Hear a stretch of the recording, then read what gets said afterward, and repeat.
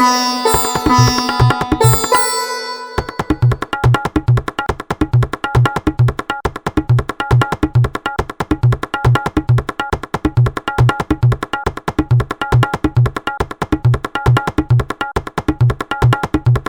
आइए रायता कथा प्रारंभ किया जाए।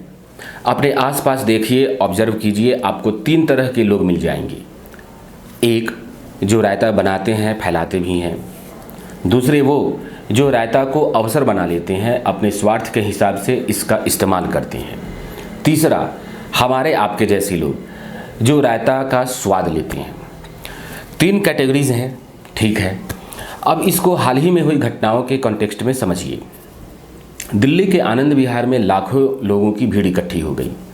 तबलीगी जमात वाली घटना ले लीजिए, या फिर मुंबई के बांद्रा में जो हुआ वो ले लीजिए। ये तीनों घटनाएं हुई हैं इस लॉकडाउन में, वो भी तब जब घर से बाहर निकलना मना है। किसी न किसी शातिर दिमाग की चाल लगती है।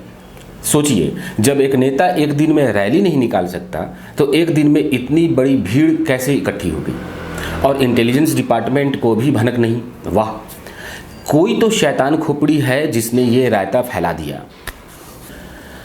अब आएंगे इस अवसर का लाभ उठाने वाले। किसी ने कहा पूरी तैयारी नहीं की गई थी, केंद्र सरकार जिम्मेवार है। किसी ने कहा अरविंद केजरीवाल की चाल है, इस्तीफा दो। उद्धव ठाकरे भी इस्तीफा दो। कुछ लोगों का तो दुख सुख में सब में परमानेंट जवाब यही होता है कि आरएसएस मोदी जिम्मेदार है या फिर नेहरू और कांग्रेस। आप सारे चैनल्स देख लीजिए, अखबार पढ़ लीजिए, डिबेट डिस्कशन देख लीजिए, सच्चाई क्या है ये आपको मालूम नहीं चलने वाला। आरोप प्रत्यारोप का ऐसा रायता फैलाया जाएगा कि सब तू मैं करेंगे, सच्चाई क्या है ये पता नहीं लगने वाला आपको। नास्तिक लोग भी इसका फ़ायदा उठा रहे हैं, आस्तिकों को चिढ़ा रहे हैं कि देखा तुम्हारा मंदिर मस्जिद चर्च कोई काम में नहीं आया, विज्ञान काम में आ रहा है। सो सब अपने अपने फ़ायदे के हिसाब से रायते का भरपूर इस्तेमाल कर रहे हैं। तो ये थे दूसरी कैटेगरी के लोग जो रायता मैनेज करते हैं, इसका यूज करते हैं। खैर, अब आते हैं तीसरे कैटेगरी पर, हम और आप, जो इस रायते का डायरेक्टली या इनडायरेक्टली स्वाद लेते हैं। अब आनंद विहार, निज़ामुद्दीन, बांद्रा, यहाँ क्या हुआ, क्यों हुआ, किसने किया, हमें ठीक से मालूम नहीं है, पर लॉकडाउन बढ़ा दिया गया है और इसके लिए हम किसे दोष दें ये भी नहीं मालूम। ऐसे होता है रायते का खेल। तीनों कैटेगरीज क्लियर हो गई। चलिए अब जानते हैं कि ऐसा होता क्यों है। हाल ही में जो ट्विटर पर हैशटैग्स ट्रेंड हुए हैं उस पर नज़र डाला जाए। कोई जनता कर्फ्यू के विरोध में था, कोई सपोर्ट में, कोई दिया जलाने के विरोध में था तो कोई समर्थन में, कोई निज़ामुद्दीन घटना के विरोध में था तो कोई इसके समर्थन में। 5 अप्रैल को लोगों ने दिया जलाया, कुछ मंचलों ने पटाखे भी जला दिए। राजदीप सरदेसाई गुस्सा के ट्वीट करते हैं कि this is not bloody Diwali, और फिर ट्विटर गैंग ने राजदीप सरदेसाई की बैंड बजा दी। उधर सोनम कपूर का भी ऐसा ही एक ट्वीट आया कि मूर्खों से बहस नहीं करना चाहिए। फिर ट्विटर आर्मी ने हमला कर दिया। कुछ लोग तो रवीश कुमार, सुधीर चौधरी, अर्नब गोस्वामी, इनको गाली देने या इनकी तारीफ करने के लिए ही जिंदा हैं। सोचने वाली बात यह है कि एक ही मुद्दे को लेके परस्पर विरोधी ओपिनियन क्यों है। जब आप इनके फॉलोअर्स की संख्या देखेंगे, हैशटैग ट्रेंड्स को देखेंगे, तो आपको समझ में आ जाएगा कि मामला क्या है। ये विचारधारा की लड़ाई है, लोकप्रियता पाने की लड़ाई है, टीआरपी बढ़ाने की लड़ाई है, और आप इसका हिस्सा बनते रहे हैं। आप बहुत ज़्यादा करेंगे तो इसका समर्थन करेंगे या विरोध करेंगे, दोनों ही केस में आप इनका फ़ायदा ही करेंगे। एक ही न्यूज़ को positive, negative, neutral, spicy, sensational, जैसा चाहे वैसा एंगल दिया जा सकता है। जिसको जैसा चाहिए न्यूज़ का वैसा रायता बना देगा। इसकी प्रोफेशनल ट्रेनिंग होती है, कौन सा न्यूज़ जाएगा, कौन सा न्यूज़ नहीं जाएगा, जो जाएगा वो किस एंगल के साथ जाएगा, ये सब गेटकीपिंग मॉडल के आधार पर डिसाइड किया जाता है। ठीक वैसे ही जैसे किसी ऑफिस या घर के बाहर खड़ा हुआ कोई चौकीदार अपने मालिक के ऑर्डर्स के मुताबिक लोगों को जाने या नहीं जाने की परमिशन देता है। पत्रकारिता अब ओपिनियन बनाने या पहले से बने हुए ओपिनियन को प्रभावित करने के लिए रायता फैलाने का एक पेशा भी बन गया है। चलिए इसे समझने के लिए एक और घटना को लेते हैं। पाकिस्तान को लेकर के इस वक्त देश का सेंटिमेंट कैसा है ये हम सब जानते हैं।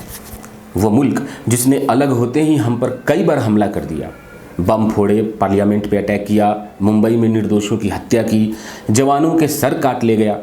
जाहिर सी बात है पाकिस्तान से लोग गुस्साए हुए हैं। अब ऐसे हालात में कोई यहाँ से पाकिस्तान जिंदाबाद के नारे लगाए तो कैसा लगेगा। आपको याद होगा बेंगलोर की वो घटना जिसमें एक लड़की ने मंच से पाकिस्तान जिंदाबाद का नारा लगाया था। कुछ चैनल्स ने इस न्यूज़ को नेशनलिज्म के एंगल के साथ टेलीकास्ट किया। लड़की को देशद्रोही भी डिक्लेयर कर दिया गया। अब रवीश कुमार ने इसी न्यूज़ को कौन से एंगल के साथ टेलीकास्ट किया, अब ये देखिए। मगर न्यूज़ चैनलों ने दिन रात गद्दार पाकिस्तानी बताते बताते लोगों का ये हाल कर दिया है कि बेंगलुरु की इस सभा में 19 साल की लड़की ने पाकिस्तान को जिंदाबाद क्या कहा। आप मंच पर देखिए कैसे घबराहट मच गई है। ऐसा लगा कि धरती फट जाएगी। अमूल्या, लियोना, नरोना को कोई खींचने लगा तो कोई माइक छीनने लगा। उन्हें भी अपना डर हो गया कि वो सब गिरफ्तार हो जाएंगे। वो लड़की अपनी पूरी बात नहीं कर सकी। अमूल्या ने हिंदुस्तान जिंदाबाद के भी नारे लगाए, 3 बार पाकिस्तान जिंदाबाद और फिर 6 बार हिंदुस्तान जिंदाबाद। लेकिन कोई अफसर तुरंत सक्रिय हो जाता है, उस पर भी इस राजनीति और मीडिया के बनाए दबाव का असर होता है। ऐसा नहीं है कि रवीश कुमार को देश के सेंटिमेंट्स का पता नहीं है। उन्हें यह भी मालूम है कि फिलिस्तीन के किसी मंच से इजराइल जिंदाबाद का नारा लगवाने पर क्या होगा। ईरान के किसी मंच से अमेरिका जिंदाबाद का नारा नहीं लगवा सकते, और तो और अभी जो कोरोना से जो हालात हैं, अमेरिका के किसी मंच से चाइना जिंदाबाद का नारा नहीं लगवा सकते। रवीश जी सब जानते हैं, पर सभी पत्रकार एक ही एंगल से न्यूज़ दिखाने लगे तो फिर टीआरपी का खेल कैसे चलेगा। विज्ञापन कहाँ से आएंगे, तनख्वाह कहाँ से मिलेगी। समर्थन ना सही, विरोध ही सही, कुछ तो डिफरेंट होना चाहिए ताकि दर्शकों को चैनल की ओर खींचा जाए, टीआरपी बढ़े। ये थी रायता कथा। इसलिए अगली बार जब कोई गोधरा दंगों पर चर्चा करना चाहे पर ट्रेन में आग किसने लगाई इस पर चर्चा ना करे तो उसका खेल समझिए। गौ हत्या के लिए मुसलमानों को जिम्मेदार ठहराए पर गौ मांस का व्यापार करने वाले हिंदुओं पर चुप हो जाए तो उसका खेल समझिए। कश्मीर की आज़ादी के लिए रोए पर कश्मीरी पंडितों के मुद्दों पर चुप रहे तो उसका खेल समझिए। आतंकी घटनाओं के लिए मुसलमानों को गद्दार कहने वाले जब मुल्क के लिए शहीद होने वाले मुसलमानों पर चुप रहें तो एंगल समझिए। प्रॉफिट का स्केच बनाने वालों की हत्या और उस पर चुप रहने वाले जब देवी देवताओं की आपत्तिजनक पेंटिंग को आर्टिस्टिक फ्रीडम कहने लगे तो उसका खेल समझिए। यह है मुद्दों में एंगल्स देकर रायता फैलाने की कहानी। इसलिए जब आप किसी के पोस्ट का समर्थन या विरोध करें, लाइक, शेयर या फॉरवर्ड करें तो कुछ सेकंड के लिए रुकिए, ठहरिए, सोचिए कि आप रायता गैंग का हिस्सा बनने तो नहीं जा रहे। कौन फैला रहा है ये रायता और क्यों फैला रहा है। कौवा के पीछे भागने से पहले अपना कान खुद टटोल लीजिए। इससे आपका टाइम बचेगा, नेट पैक बचेगा, फालतू का मानसिक तनाव भी नहीं होगा। इस लॉकडाउन में दिमाग का दही मत होने दीजिए। अपना ख्याल रखिए।